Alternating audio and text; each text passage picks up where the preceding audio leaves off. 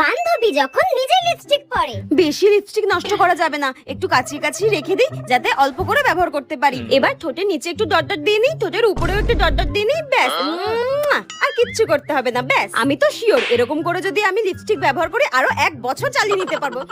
আর বান্ধবী যখন অন্য লিপস্টিক পরে। শোন না, তোর লিপস্টিকটা আমাকে একটু পরতে দিবি রে? আমি না বাড়ি থেকে লিপস্টিক পরে আসতেই ভুলে গেছি। তোর লিপস্টিকটা একটু পরতে দে না রে।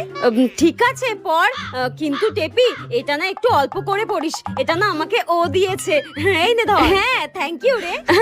বান্ধবী লিপস্টিক বলে কথা, যত পারো তত ঠোঁটে ঘষে নাও, ও তো কিচ্ছু বলবে না আমি জানি।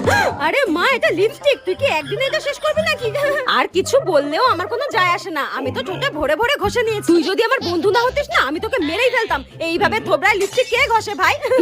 এই নে। হ্যাঁ এই লিপস্টিকটায় আর কিছু বেঁচে আছে, সব ঘষে ঘষে কাচিয়ে কুচিয়ে মেখে নিয়েছে। কি বাজে মেয়ে, মনে হচ্ছে মেরে মুখ ভেঙে দিই, ডাইনি একটা।